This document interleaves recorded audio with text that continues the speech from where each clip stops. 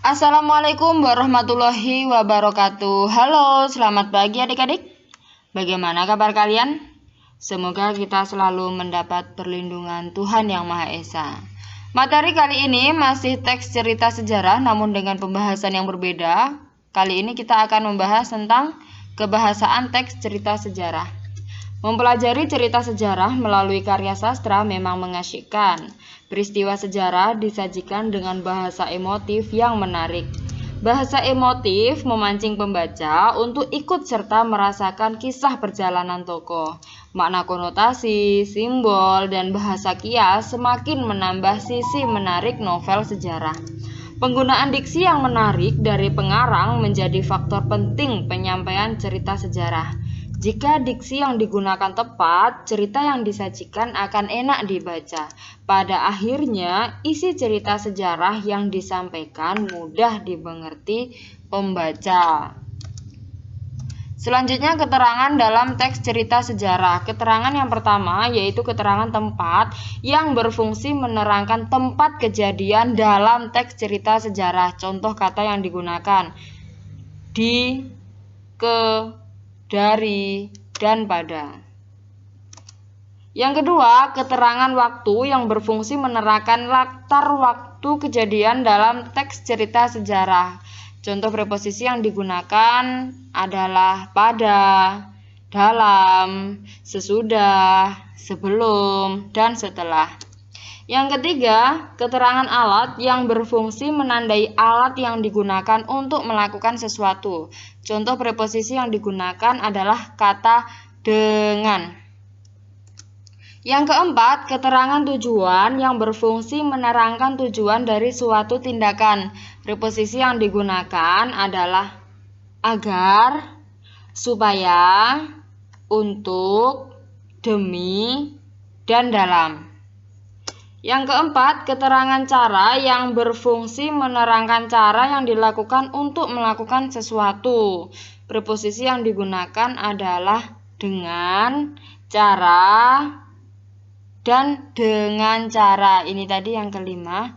Sekarang yang keenam, keterangan penyerta yang berfungsi menerangkan penyerta dalam sebuah kalimat. Contoh preposisi yang digunakan adalah dengan, bersama, dan beserta. Selanjutnya, keterangan perbandingan yang berfungsi membandingkan dua aspek baik yang sama maupun yang berbeda. Preposisi yang digunakan seperti bagaikan, laksana. Yang terakhir, keterangan sebab yang berfungsi menerangkan alasan terjadinya suatu kejadian. Preposisi yang digunakan adalah kata karena dan sebab. Selanjutnya, kata sifat dalam teks cerita sejarah. Kata sifat adalah kata yang menerangkan nomina atau kata benda. Ciri kata sifat adalah dapat digabungkan dengan kata lebih dan sangat. Contohnya, lebih cantik, sangat cantik. Kata sifat digunakan dalam novel sejarah itu sering. Biasanya kata sifat ditemukan untuk menggambarkan tokoh, tempat, atau suasana. Selanjutnya, bahasa kias dalam teks cerita sejarah. Di dalam bahasa kias itu ada makna simbolik dan ungkapan. Kita langsung ke contohnya saja. Makna simbolik. Contoh makna simbolik. Nah, ini. Kalimat yang diberikan Gagak Bongol disimak dengan cermat bla bla bla bla bla bla. 5 orang Bayangkara itu mengangguk penuh keyakinan.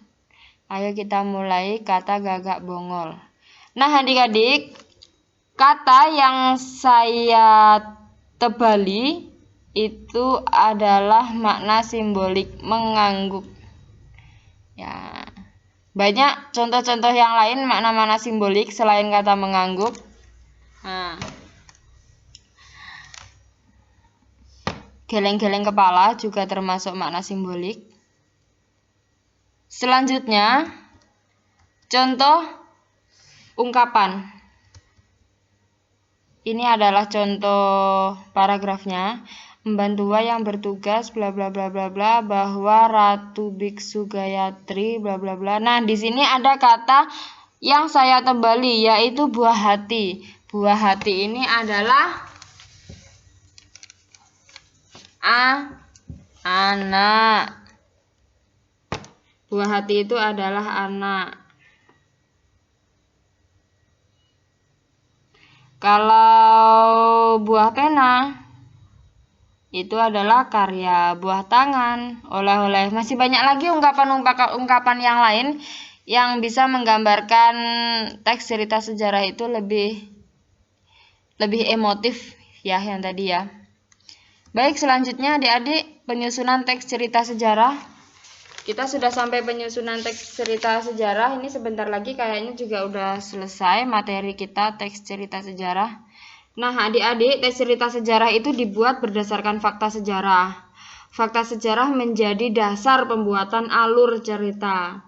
Dalam penyusunan teks cerita sejarah, imajinasi pengarang itu sangat penting. Pengarang harus melakukan riset dulu mengenai keadaan masyarakat, sosial, budaya, dan latar pada masa peristiwa sejarah yang akan diangkat. Nah, adik-adik, untuk membuat teks cerita sejarah itu dilakukan wawancara dulu.